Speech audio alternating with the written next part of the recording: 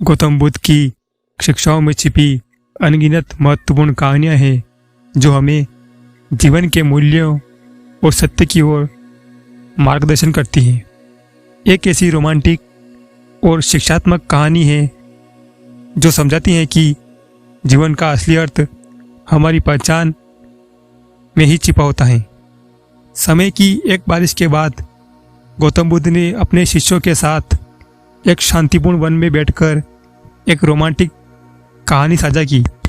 इस कहानी में बुद्ध ने एक बूंद की भूमिका में अद्भुत बोध को साझा किया जो हमें जीवन के महत्वपूर्ण सीख सिखाता है।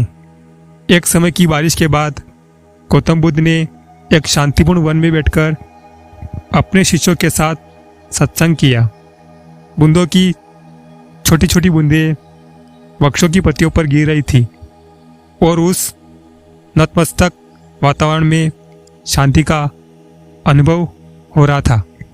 शिष्य अनंत ने सोचा, इस शांति भरे परिसर में भी गुरुदेव की आंखों में कुछ खास बात होगी। उसने धीरे से बुद्ध से पूछा, गुरुदेव, जीवन का अर्थ क्या है? बुद्ध ने मुस्कुराते हुए उत्तर दिया, सुन, जीवन एक अनंत सफर है और हमें हर कदम पर सीखना चाहिए। फिर बुद्ध ने एक किस्से का आरंभ किया। बहुत समय पहले की बात है। एक समय की बारिश ने एक जंगल को सुंदरता से भर दिया था।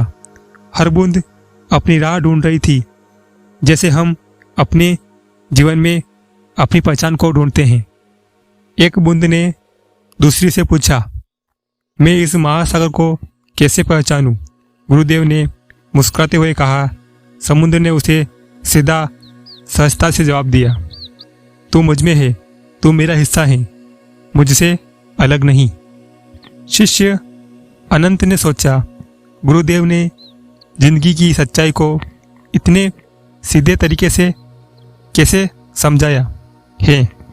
गुरुदेव ने जारी रखते हुए कहा, हम भी जीवन की ओर बढ़ रहे हैं, हर कदम पर एक सीख लेते हैं। हम सभी समुद्र हैं। अपनी असली रूप को समझें और अपनी सच्ची पहचान को प्राप्त करें। उस शांतिपूर्ण वन की बैठक ने शिष्यों को जीवन के मूल्यों की महत्वता को समझाया और सही दिशा में चलने के लिए प्रेरित किया। गुरुदेव की बातों ने शिष्यों को एक नए दृष्टिकोण में देखने की क्षमता प्रदान की, जिससे उन्होंने अपने जीवन को सही तरीके से मोड़ लिया। इस कहानी के माध्यम से हमें यह सीखने को मिलता है कि जीवन का असली अर्थ हमारी सच्ची पहचान में ही छिपा होता है और हमें हर कदम पर सीखना चाहिए ताकि हम अपने जीवन को सही दिशा में बढ़ा सके।